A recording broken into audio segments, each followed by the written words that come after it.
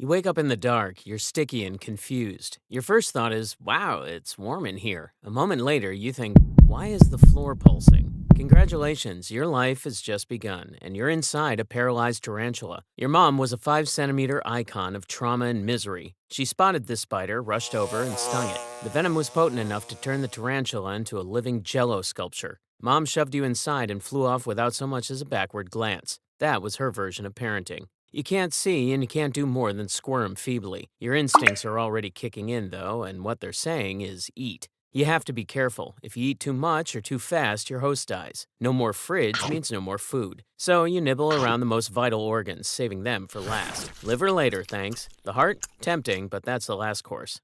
The tarantula is still breathing shallowly.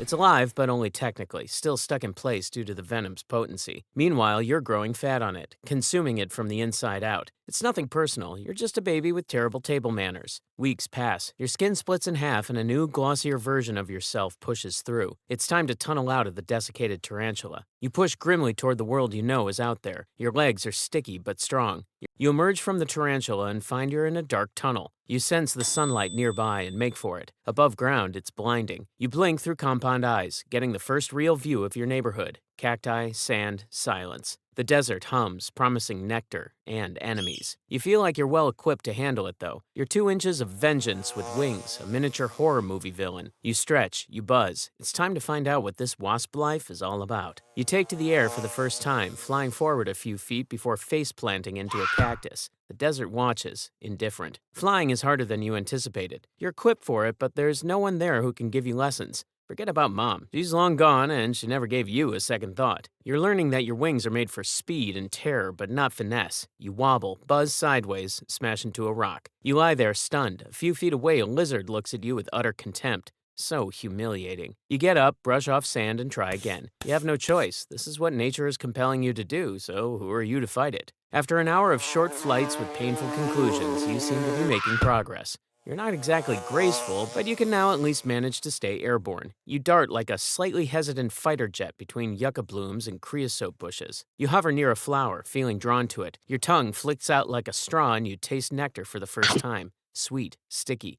This is bliss like the poets talk about. Fun fact, from this moment on, you never eat meat again. You, the same creature who burst out of a paralyzed spider's stomach, are now on a strict nectar diet. It's like growing up as a vampire and then deciding to run a smoothie bar. You spend the first few hours in daylight bouncing gleefully from blossom to blossom. You suck sugar. You avoid predators. Birds hate you because they sense you're more trouble than you're worth. Lizards don't try to make a meal of you either. Your metallic wings are like flashing warning lights. They're nature's way of saying, don't even think about it. While heading to the next flower, you smack headfirst into another of your kind. For a second, you both spiral downward, wings tangled together, exchanging curses in wasp body language only the two of you understand. Then you separate, glaring at each other like you're wearing rival gang colors. You buzz threateningly, and eventually, your would-be rival backs down. You're pleased, but don't get too cocky. One day soon, you'll need much better flying skills, and more formidable combat techniques as well. There are enemies out there who can easily smash you flat, and it's probably only a matter of time till you run into one of them. You're 3 months old now, time for that universal life milestone, trying to find a partner whose presence you can tolerate for a few seconds. You start your morning on flowering shrubs, flexing your iridescent wings in the sunlight. Other wasps are gathering around you, similarly strutting their stuff. You're a female, so you're on the lookout for an eligible young gentleman. Not that anyone but you can tell the difference between the genders. Mother Nature helps you out with that, though. Males and females send out pheromone frequencies that are unmistakable. Courtship in your species isn't romantic, as the activities taking place around you quickly demonstrate. Think of it like a mid-air demolition derby. You take to the sky and soon find yourself literally bouncing off of your potential mates. This is spring break for sociopaths. You collide, spin, buzz, fall, recover. It's dizzying, but intoxicating. You don't manage to mate, not yet, but you're learning the moves of the dance. In the meantime, you appreciate how other forms of nature stay clear of you and your pals. Lizards flee from the flower patch where you're conducting your mating rituals. There are no tarantulas to be seen. You take pleasure in the fact that you're one of the most feared insects on Earth. You feel like maybe adulthood won't be so bad. You're now 6 months old and you've left the awkwardness of adolescence behind you. You've outgrown the braces and the cringeworthy haircut. You're every inch the hunter, even though you didn't take up all that many inches. You've also successfully mated, not that it was anything worth writing home about. You and a male crashed into each other, fell to earth, and then scrabbled frantically in the dust for a few seconds. When it was over, he flew off, clearly pleased with himself, having passed on his genetic material. He didn't even bother buying you a drink first. Now, Mother Nature is sending you clear, unmistakable messages that it's time to find yourself a tarantula. You're flying at low altitude, scanning the sun-dappled sand for any movement. Tarantulas would be considered hunters by many forms of desert life, but not you.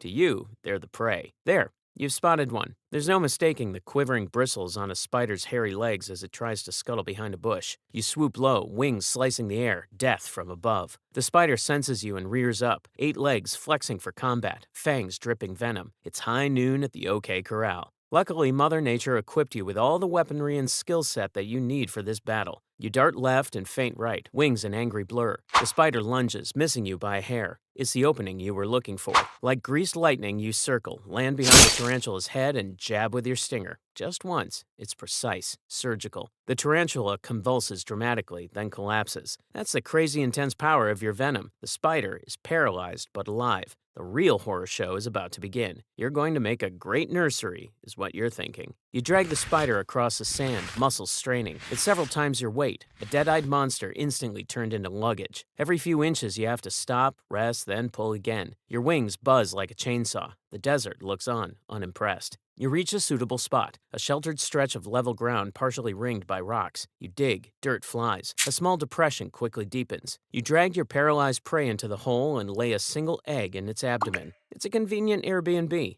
As you're in the act of sealing the entrance, the ground shakes. A tarantula twice the size of those you usually target appears from a nearby tunnel entrance you foolishly ignored. You've stumbled onto someone else's turf. You're exhausted from dragging the other tarantula and temporarily unable to fly. The eyes of the new arrival fix on you, glinting like black pearls. You backpedal, wings buzzing a warning. The tarantula charges. You dart out of the way, barely clearing the reach of this arachnid horror. Your only chance is a hasty retreat, and that's just what you do, tearing across the sand as fast as your tired legs will carry you. The spider gives chase, impossibly fast for something so bulky. You take to the air with one final burst of energy. A passing breeze catches you and carries you away. You breathe a sigh of relief. You've learned a valuable lesson. You're at your most vulnerable when you're trying to deposit your eggs. You'll be more careful next time. You're older now, 10 months. The desert hasn't changed, but you have. Your wings buzz slower now. It would be imperceptible to a human, but you can sense it, and so can your potential rivals. The heat feels heavier and more oppressive. You have to pause longer on your trips between flowers, and the nectar doesn't taste as refreshing. You're now old enough to apply for a Tarantula Hawk Wasp AARP card. You spot a rival female at the same time she notices you.